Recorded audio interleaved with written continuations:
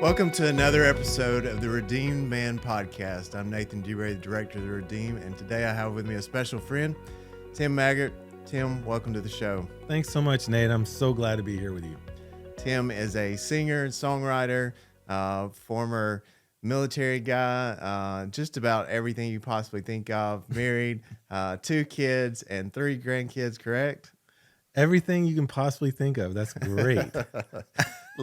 So thrilled to have you on the show. You are just amazing how God's used you in so many people's lives, and you exude Christ in everything you do. And so it's just a special time to have you here with us today. Well, you are too kind, brother. I really appreciate it. And so I'm excited about this morning. Awesome. Well, we're going to start out with some rapid fire questions, kind of an either or to start, and then some other questions to follow, just so our guests can get to know you a little bit better and loosen us up a little bit. Okay, sounds good. So, beach or the mountains? Mountains. Awesome. Steak or chicken? Steak. Sports or art? Ooh. Sports. Many friends or a few deep friends? Probably a few deep friends. Movie night or game night? That's hard too. I love movies, stories. Awesome. Well, if you could travel anywhere in the world, where would it be and why? Actually, I've heard Bali is one of the most beautiful places on the planet that I'd sort of like to visit there someday. So Bali. I'm with you. That one sounds great. I've also heard Bora Bora is pretty cool. So definitely those are on my top of my list. If you could meet one person outside of Jesus Christ, who would that be? I think probably John the Baptist. Jesus said he was the greatest man that ever lived. So I think that would be, other than Jesus, John the Baptist might be a really interesting cat to get to meet. What would you ask John the Baptist? How did it feel to be the forerunner of Jesus? Yeah. I think about the baptism and what that would have been like to be the person to baptize Christ. Yeah, absolutely. Favorite verse? Favorite verse. They overcame by the blood of the Lamb and the word of their testimony. And they loved not their lives unto death. Love it. That is so much a part of the Redeemed, is telling our story and telling what Christ has done in our life and the story of redemption. So that verse is one of our favorites as well. So thanks for sharing that. Tim, you have an amazing story, and I would love for our audience to hear just a little bit about how you grew up, how you came to faith, your story of meeting Kathy. Just fill us in a little bit, and if there's a moment where I feel like I need to interject or ask another question, I'll just jump right in. Yeah, awesome. Well, I was born in Tennessee, and to Ann and William Maggart, and my mom agreed to name me after my dad if she could call me Tim. And then they proceeded they got a divorce early on in my life, so that explains why she wanted to call me Tim. Yeah. But I experienced loss at an early age with that divorce. Actually, I barely remember any of it. And then that took us on a journey where we would spend the summers with my dad and every other Easter, every other Christmas, and then grew up with my mom, and she ended up marrying my stepfather. And I ended up having a little sister through them. And we were a family that we would go to church on Sundays. My mom was a choir director. I grew up going to a United Church of the Brethren, which I would be in the choir every Sunday morning. And then in the summers with my dad, we would go to a Methodist church. I grew up in MYF. Many awesome memories of that. But at the same time, I never really heard about being born again, about a personal relationship with Jesus. And so I actually became sort of rebellious. We had some family issues that I grew to have some anger in my life. And I took it out on pretty much on myself. moved to Arizona when I was 15. That summer,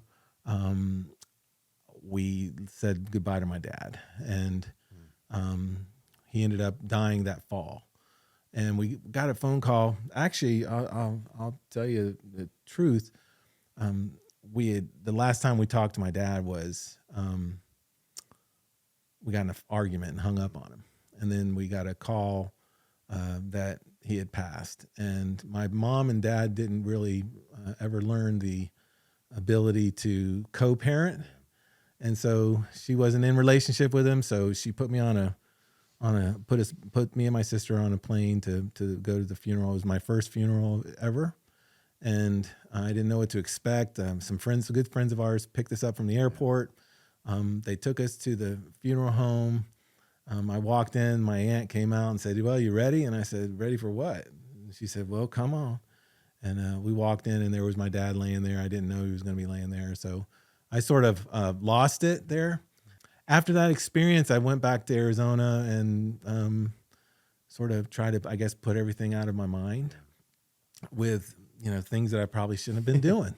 And I was I was an athlete. So I played football. I was in the choir. I was all-state football, all-state choir, and almost didn't graduate from high school because I was doing other things that were I shouldn't have been doing, really. So I ended up graduating from high school with a 1.8 GPA. And it wasn't because I didn't have intelligence. It was just because I'd start out going to school, and sometimes I just wouldn't make it there, And then my parents gave me luggage for my high school reunion, or at my high school graduation, and we went on senior trip, and I came back and they said it's time to hit the road, so it's time to move out. So I moved out, and I didn't have really anywhere to stay.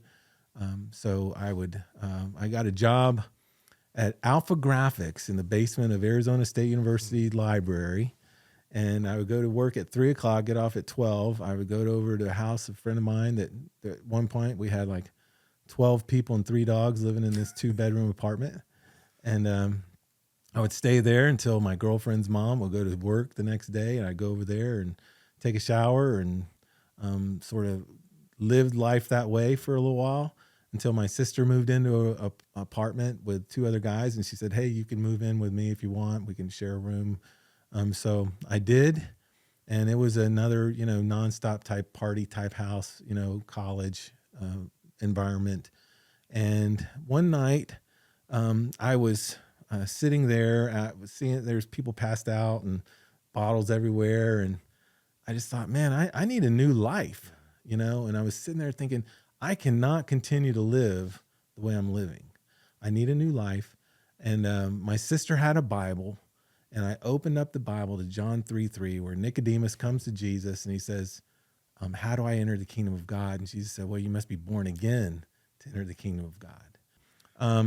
Then I opened the Bible back up to in Corinthians, where Paul says, "If any man is in Christ Jesus, he's a new creation. Old things pass away, new things come."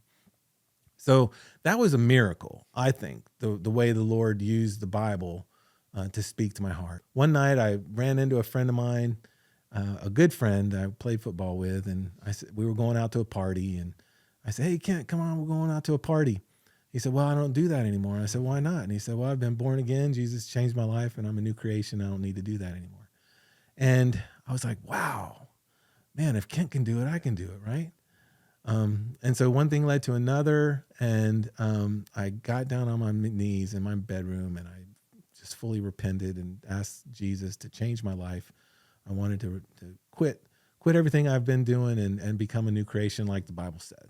Jesus just really set me free, took me out of a negative influence friends and put me in with friends that were pursuing him immediately. It was a radical transformation of life. So, man, that is an amazing story of transformation. And at the end of the day, I think so many people can relate to that because our journey with Christ is not always linear.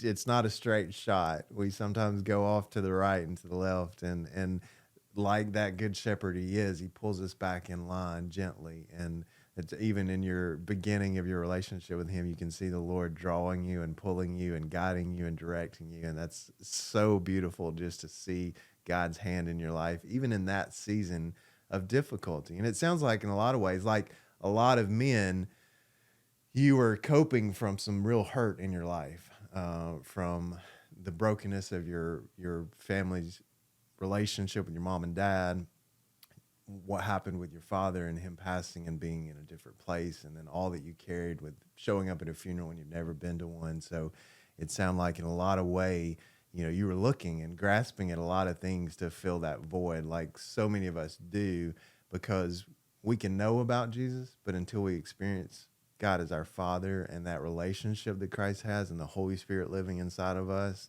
we're going to continue to search for things. So you mentioned, the Father. Literally, Jesus became my Father at that point. And it was that point that he started taking me down a journey of becoming a man. I did enroll in college. I got a scholarship in voice to Northern Arizona University. I auditioned. I got a scholarship in voice.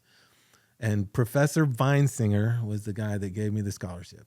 And I moved up to Northern Arizona, Flagstaff, in the summer to get ready. I took some summer classes to get ready.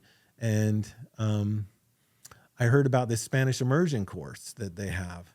And so I knew that I needed to have so many hours of a foreign language to get a major in voice. And my church we were supporting a Mexican orphanage. And Professor Weinsinger kept telling me about, all these opera houses that he was going to be able to get me in Germany. And I'm like, man, I don't even like opera. Why do I want to learn how to sing opera? And so I took a time off. I said, hey, I'm going to take this semester and go to the Spanish immersion to just knock out all my foreign language this semester. So I took that class. It was 20 semester hours of Spanish 101 through 303 in one semester, Monday through Friday, 8 to 4, learning Spanish. And then they dropped us off in a family's house in Mexico that didn't speak any English for 3 weeks. And then I decided that I wanted to solidify that. And so I took the semester off and went down to Mexico to work at that orphanage for a semester. And I was the only English speaker at that facility. And it was just an amazing experience. And I started feeling like maybe God would be leading me into the mission field or something. Yeah. So then I knew I needed to get trained.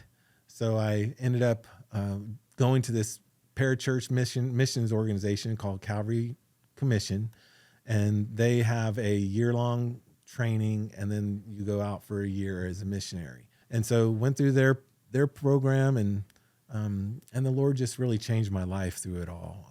We ended up having an amazing experience there. So I'm very thankful for what He did through that time.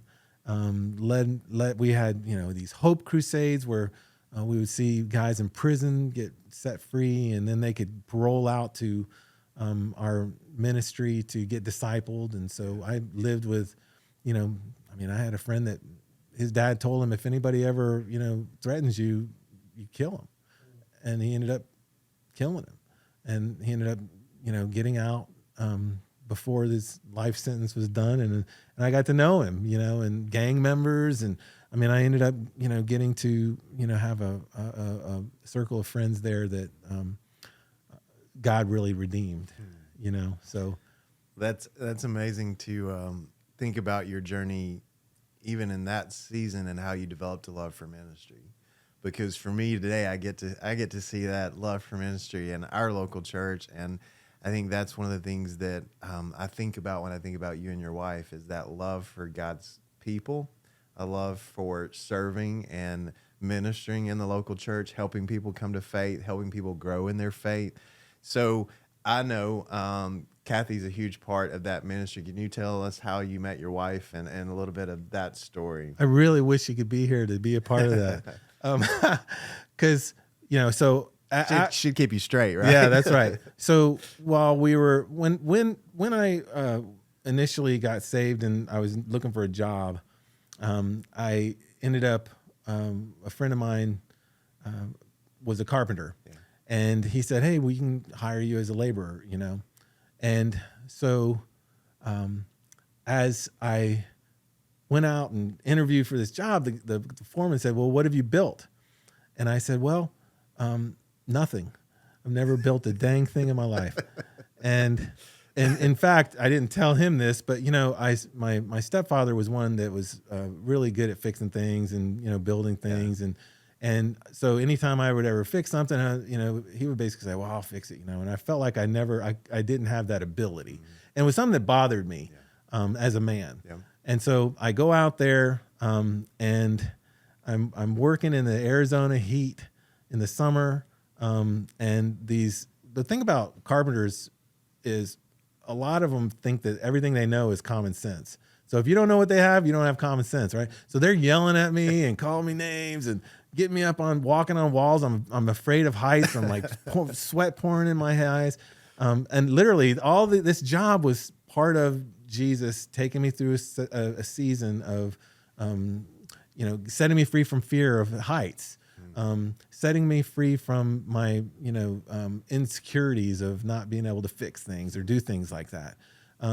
Well, that's what I thought anyway. Well, I got tired of being yelled at all the time, and I really actually quit and said, I guess I'm just not intended to do that. Well, at this ministry, they had a construction crew that we would build houses to support the ministry. We would frame houses, and I got on that crew and I started learning. I got around guys that loved Jesus and was willing to teach me. Yeah. So I felt like if I was going to be a missionary, I needed to learn a skill, learn a trade like that. I wanted to learn it. And a friend of mine moved up to Oakland. He said, "Hey, if you ever want a job, just come on up to Oakland and I'll get you a job as a carpenter." So moved up to Oakland and started being a carpenter up there. And then he and I joined this church that my future wife was a director of preschool there. So she had went up there to start this preschool, and she had a really dynamic program, and she was a dynamic person. In fact, when I met her, I was like, if you know my wife, she's a pretty, energetic, high energy. Just a very outgoing person, right? Demonstrative, I think might be the word. She's mellowed out like 100-fold since I met her. I would like to have met the Kathy that you met, because I know the energy she has and just the excitement and enthusiasm for life. So I would love to have met her in that season. Yeah. So she ended up, I wanted to see if this person was real. The way she describes it, the first time I showed up to their church, I was wearing my, custom-made cowboy boots from Mexico with my polyester 3-piece suit that I wore as my junior high school, I think it was homecoming suit. So it was two-toned. I had long blonde hair with the golden arches, split down the middle. I had tinted glasses that would tint, automatic. And this was in the early days where the technology wasn't so good, so they wouldn't untint all the way when you go inside. And so she's looking at me and she's like, "Oh my gosh, I need to go say hi to this person." And then so she was sort of feeling sorry for me and said hi to me. But then we went on this ski trip, this single ski trip.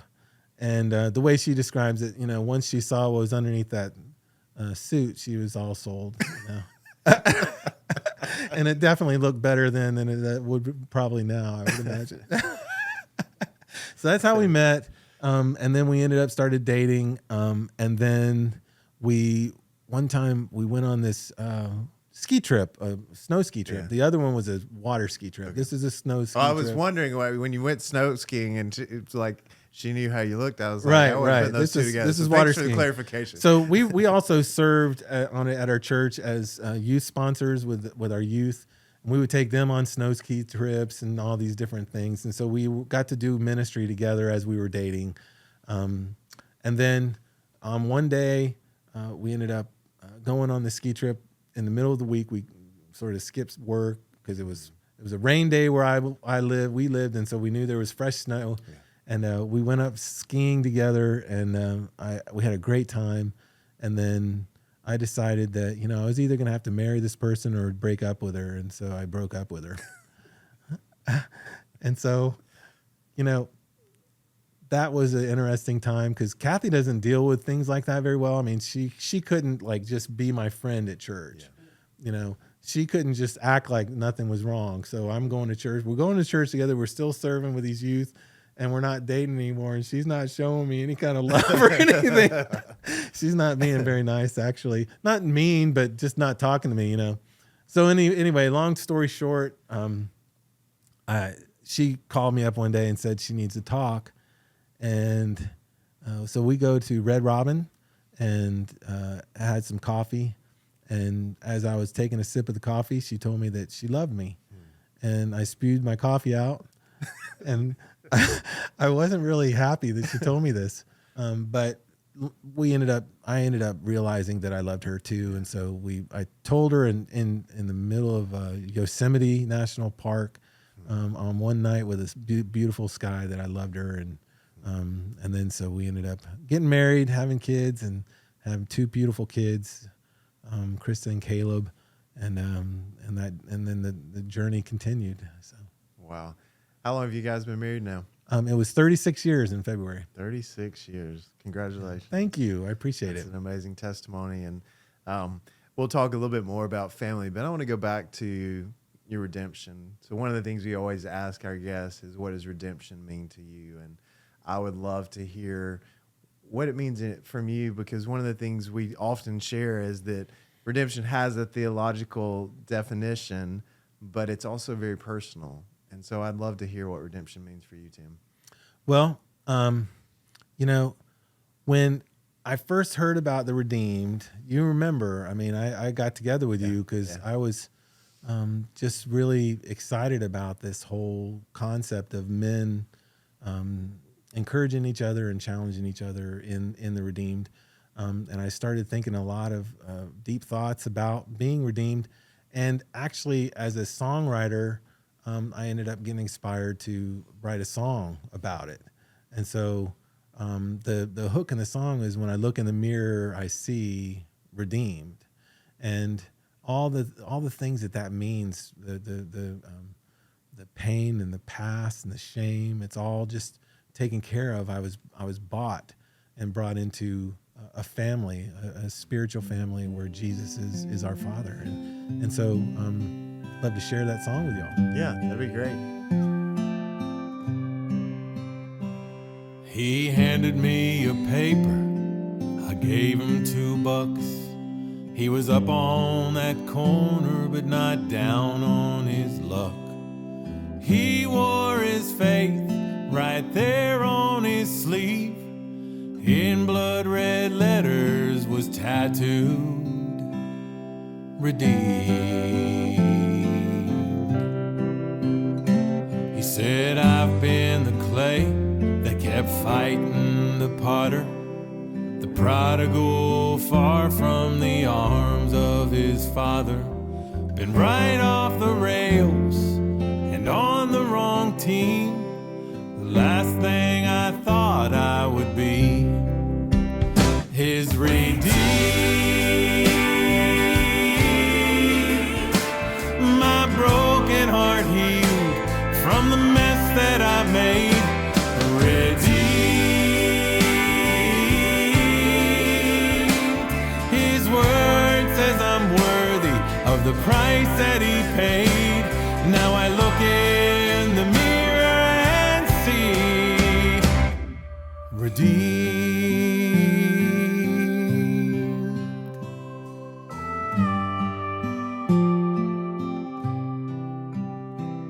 Well, I got to thinking as I walked down the street, ain't too much distance between him and me. How short I can fall, how hard I can lean. In spite of myself, he's wiped the slate clean. I'm redeemed. My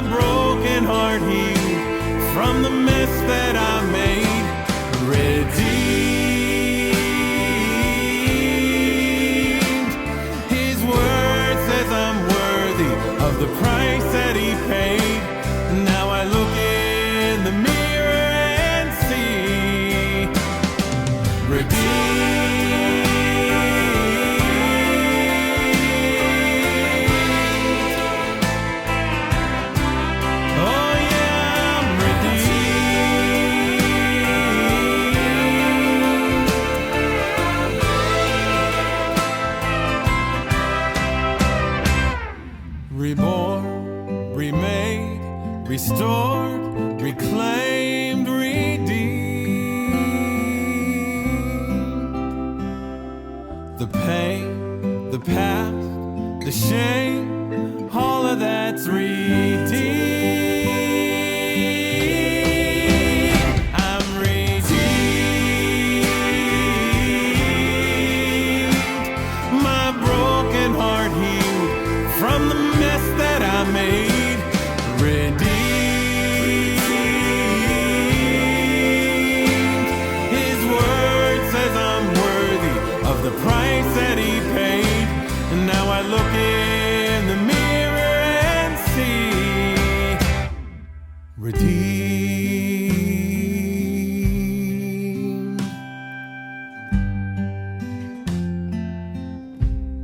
Oh, I'm redeemed.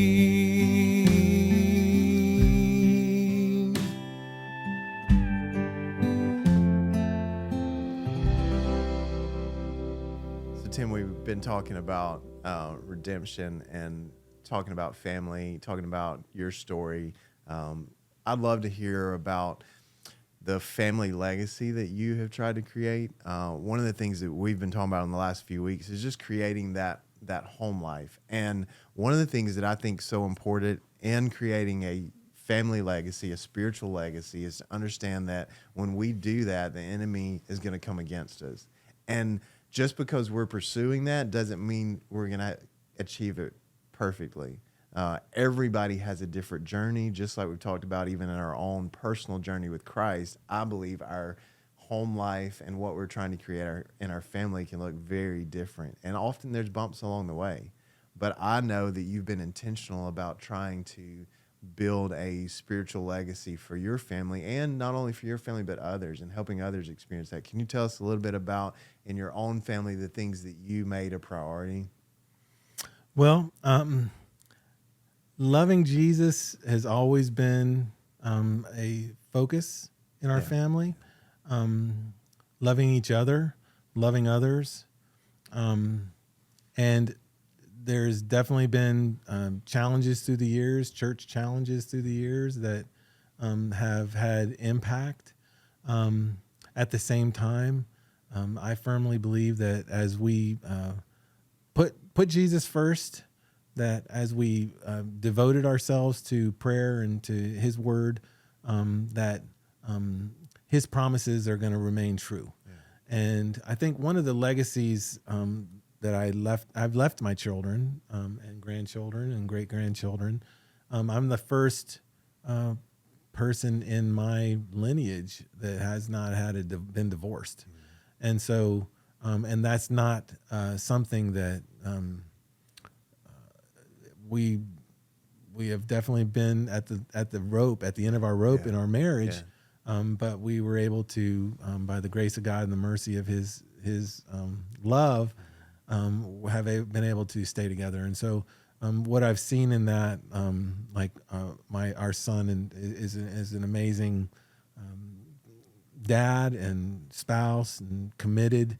There's no doubt that in their minds that they're going to be staying together as a family. It's a goal for my daughter she's been devoted to her work for so long. So she's still single, but she has that absolute value to be committed to someone for the rest of her life and to pursue the Lord. So that's probably one of the biggest legacies. Work ethic has been another legacy that both my wife and I have been able to pass along. Both of our kids are very hard workers, and we're proud of them for that. You know, they've accomplished a lot of really amazing things in their own lives, and does that answer your question? Yeah, you're an excellent. I can tell you that I'm sitting here not feeling like I'm like the perfect father or the perfect husband. You know, so that's a very it's a difficult question, but at the same time, we feel like we've done everything we can do. Yeah. To share with our children the Father's love, how much he loves them, how much he cares for them, no matter what, that we're always going to be there for them, no matter what, and that we love them with all our hearts and want the best for them, as does their perfect Father in heaven. So, well, I completely understand when you're talking about not feeling like a good example for that. myself in my own journey, there's moments where you just go, wow, I missed it. And I don't have the heritage that I wanted to give my kids. But we get to choose every day what we put into our kids, and we get to make those choices, and we get to show them how to work through the problems. And I think, again, we can't control other people. We definitely can't control our kids. We can't control our spouse, but we can pursue Christ. We can love him. We can make him known. And when we mess up, we can ask for forgiveness and start again. And I know you've modeled that. And one of the things you mentioned is your marriage and that commitment. I would love for you to be able to, if you could, speak to maybe somebody who is feeling like their marriage is at the breaking point. What are some of the things that you've done in the past to help maintain a healthy relationship? But then in those difficult times, what have you done to overcome those? So when the Lord called, I'm also a physical therapist by profession. He called me to be a physical therapist. He led me to join the Army. I joined as a private, and I found out about, it's called the Army Baylor Program in Physical Therapy, where the Army commissions you to go to get your degree in physical therapy from Baylor University. And he told me when we were in Oakland that I want you to join the Army. You're going to become a physical therapist, and you're going to pursue your path. So that was a 10-year path when we joined the Army. I ended up, fulfilling everything the Lord told me that it was going to happen. But we'd also moved 5 times in 7 years. I was working. I taught aerobics. I was an aerobics teacher, man. All I can think of is Russell Simmons in that moment, but I know that's wrong. I'm talking, man. I had the red bandana, and it was just, when I look back on that. I think we probably, for those who are watching this, there probably should be some past picture of this event just for proof. Yeah. So I went in at 6:30, taught aerobics, would go to work at 8, get off at 5, go to school at 5:30, and get home at 10, Monday through Thursday for several years. And ended up, that was getting my bachelor's and all my prerequisites for PT school. So that put a lot of strain on our relationship. We were also, committed. We sort of wanted Kathy to be able to stay home with the kids in those early times, and so we ended up having 2 kids during that time. Well, 1 kid before my daughter was born, before we joined the Army, and 1 was while we were in Fort Lewis, Washington, when I was doing this. And so, moving 5 times in 7 years, working full time, going to school full time. And being on a poverty level income as a E4 in the Army, it was just a lot of stress. And so when we got out of the Army, we got out to just to pursue a civilian career, but we never realized and we never addressed a lot of the issues that we had. We came into our marriage with issues that we didn't really realize we had from our both of our backgrounds, and through the years, just stress got to the point where we weren't gonna continue, and we were in Nashville. I'll never forget, we had gone through some. Our kids were gone out of the house. We had sort of gotten frustrated with some church experiences. We weren't going to church, and we were just isolated and alone. And going through this, our marriage was about to fall apart. Yeah. And we were in the hotel room in Nashville, and I said, you know what, we need to go to church. So I got on the internet and I looked for a church, and we found the church. I don't remember the message, but I remember it being exactly what we needed to hear. And the Lord gave me sort of a plan of, we need to start praying together. And so we might not have talked in a day, but we were going to pray together that day. And we prayed together every day. If it wasn't in person, I would call her from my car, and we would pray on the phone. We found out about this weekend to remember. Have you heard about that? Yes. Those great weekend ministry. Weekend to remember. We signed up for that. It was a weekend down in Destin, Florida. We walked in.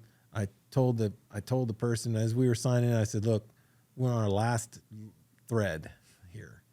And she said, "Well, God's got you where you want to be. You need to be." And so the Lord really used that weekend. And then we decided, we needed to get back into a church. And so I got in the phone book, and I don't know, several hundred churches. I'm like, we're going to go to every one of these churches until we find the right church. We're going to go visit the church and find the right church.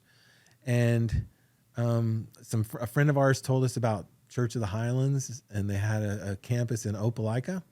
And so we went to Opelika campus, and, they had me by the time we walked before we even got into the sanctuary. People were just so inviting, so friendly. And we walked in, heard a great message, went to which our church has a growth track where there's steps. We heard about the church, we joined it. Our pastor says, give me a year and go all in, and you'll see God do great things. And we did that. And so God has just really redeemed our marriage in a huge way. I remembered, I actually wrote a song about it. I remembered why I fell in love with Kathy in the first place. I sort of lost sight of that. I sort of lost sight of why we were together, why I loved her so much. And, now in this time of life, after years of being, I can't imagine not being married to my wife. I can't imagine her not being my soulmate and my partner for my life. And a lot of the things that used to really, irritate me, I find to be endearing now. I find those things to just, man, that's my wife. I love her, And so it's just really become a really beautiful thing to experience. And I hope that for any men that are going through difficulty in their marriage, they're questioning if they should be married or I would hope that they would just step back, try to remember why y'all fell in love in the first place, and then consider turning it all over to Jesus and allowing him to, transform it in a way that they'll step back, and I'm not absolutely opposed to divorce. There are times where you need to be divorced, I believe.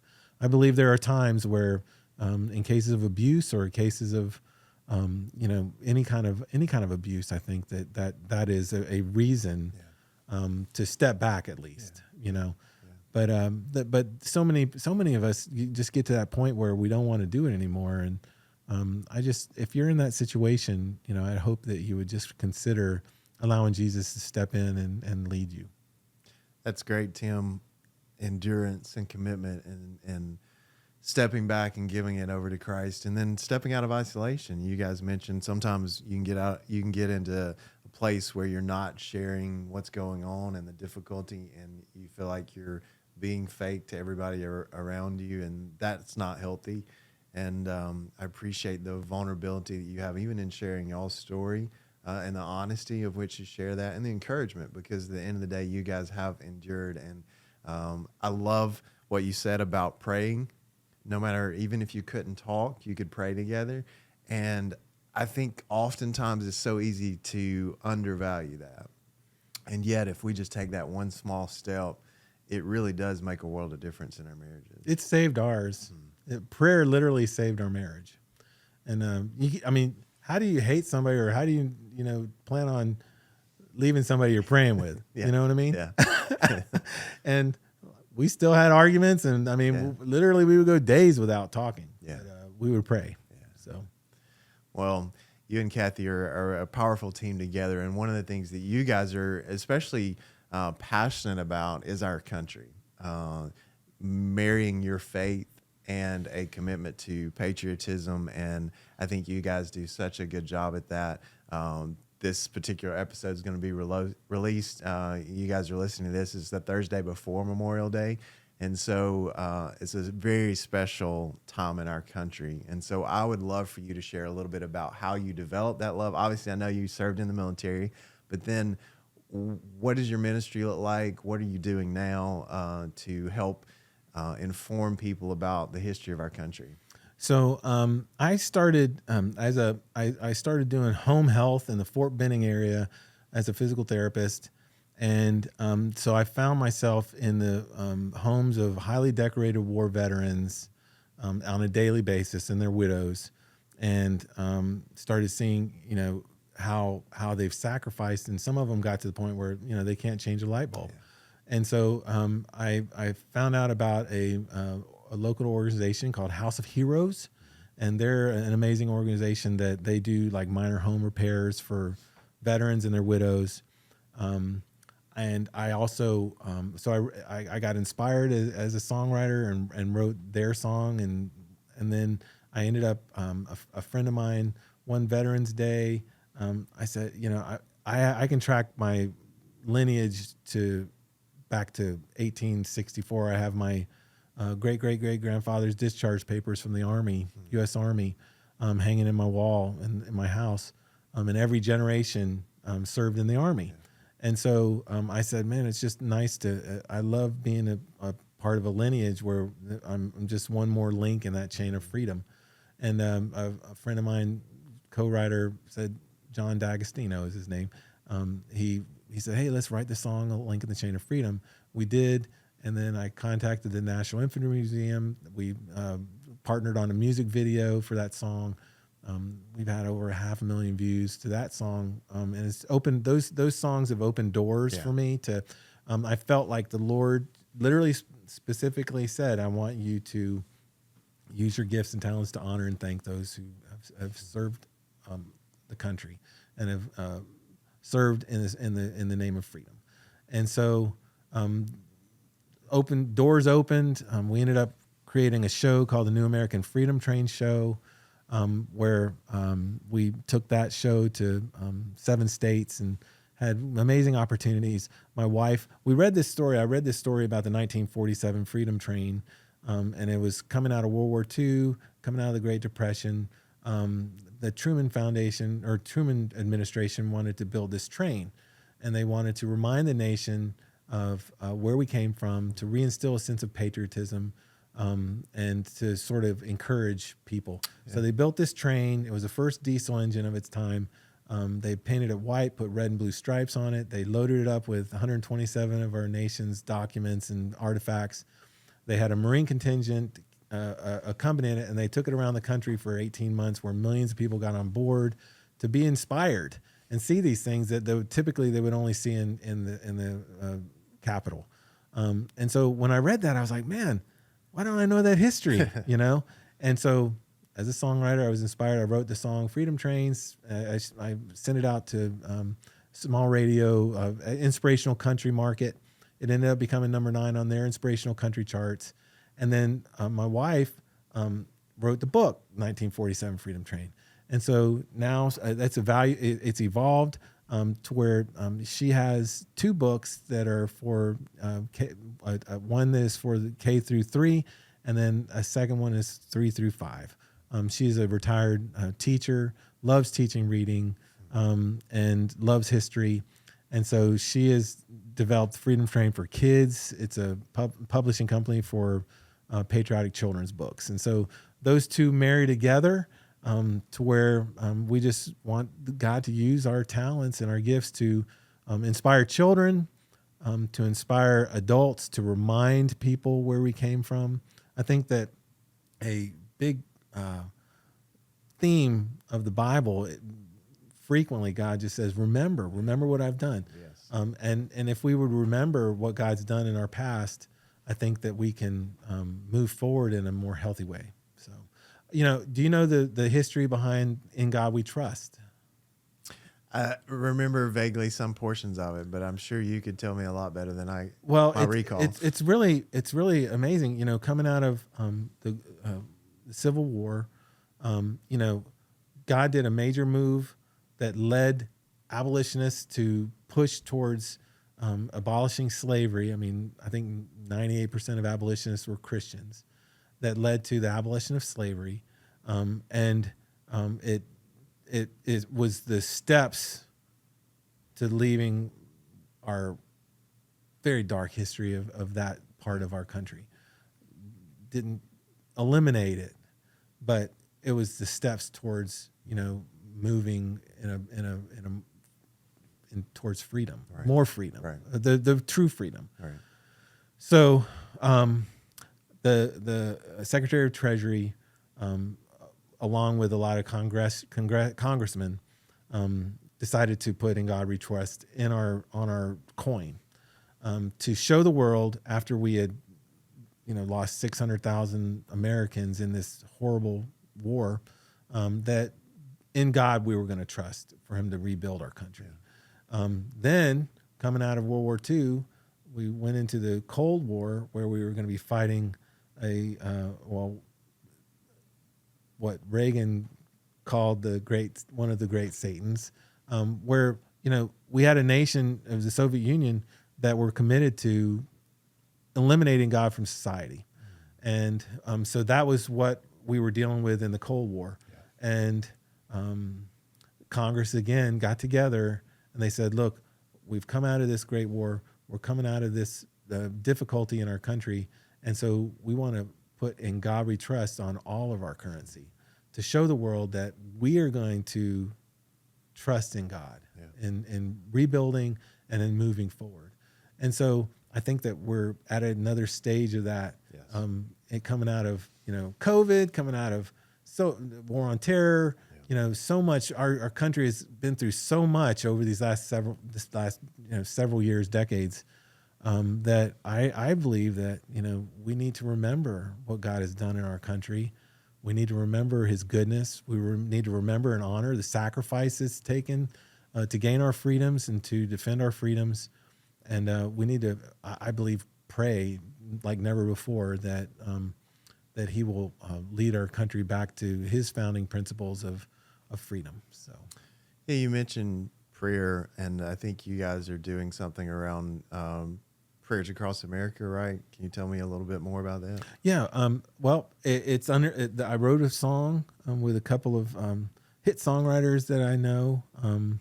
Actually, Brian White is one of them. That he wrote the song "Watching You," that is, I think, considered in the top 30 best songs ever written in Nashville. Yeah. And we wrote the song "Prayers Across America," and it has the theme of remember, honor, and pray. And I think that people like to honor those of us that like to honor those that have served. And I served, but I was a physical therapist in the Army. I wasn't asked to do a lot of the things that a lot of people have been asked to do. Yeah. And so that's another reason why I want to use my gifts to honor them, because there's so many people that have been through so much. And I do believe that the concept of sacrifice is etched in our hearts. Eternity, is written in our hearts. And so the concept of sacrifice, Jesus sacrificed for us, and we hold that value of sacrifice high in our hearts naturally, I think. Yeah. Well, Tim, last thing I'd love for you to share is, I know you've shared some of your songs and about a little bit about what the ministry that you have does. Can you tell our listeners how to find out more about what you and Kathy are doing? Well, you can, for Kathy, you can visit freedomtrainforkids.com. Okay. And for my music, I let people listen to it on timmaggart.com or newamericanfreedomtrainshow.com. And you can find out more about that. We're going to be releasing a few new songs. One of them coming up is the Redeem song. And then a couple other new ones. Prayers Across America is one that's coming up. Talking about a legacy. I really love to see families leave a legacy of taking those moments that our nation sets aside to honor veterans or to honor those who have sacrificed, and give them a memory of them experiencing something that is real. So, maybe if you're out like this Memorial Day weekend, if you're on a trip or if you're out at the beach or if you're, doing picnics, maybe you can find a local cemetery that's doing a ceremony, or every Memorial Day they have what's called flags in, where they put the American flags on every tombstone. And I will be singing the Prayers Across America at the Fort Mitchell Cemetery at their ceremony at 1:00 on Memorial Day. And I'd love to have as many people as possible come out and join us for that, and bring your kids, give them a memory of honoring those that have sacrificed, not only those that have sacrificed, but their families. Families have honored, have sacrificed tremendously as well. And they're dealing Memorial Day for those people it's definitely a different thing. Yes. So especially for, those of us who are Christian, if we can come out and just put our arms around people and love on them, saying, we thank you for what your loved one has done. And then there's another opportunity at Christmas time where you can go out and get a wreath. Your family can purchase a wreath and go take it out on the third Saturday of every December. They have a big ceremony where they put the wreaths out on the cemeteries. That would be another great legacy to leave for families. I wish that we didn't do that as our family, and I wish we would have. And it'd be a great legacy to leave your children with those memories of your families getting together on an annual basis and honoring those people that have sacrificed so much. Great reminder and a great activity for every family. There's so many things that we can do around different holidays. Even I think about 4th of July, there's special events that you could participate in and go to a historic place, a battlefield, to remember the history of our nation. Thank you, Tim, for what you're doing to share that love for nation, but then also for creating your own family legacy, investing in other men and families to help them be all that God called them to be, to help love families well. You guys are doing a phenomenal job. We appreciate it. Thank you for your service to our country. All those who are listening, we thank you. If you've served our nation, thank you so much. And we remember as the redeemed all those who have sacrificed, who've given their life for the freedoms that we experience. And we thank so much for Christ, for his sacrifice, ultimate sacrifice, that we could be forgiven of our sins, that our debt could be paid, that we could have the righteousness of Jesus, and we give him all the glory and all the praise for a relationship with him. Again, thanks for being on the show. God bless.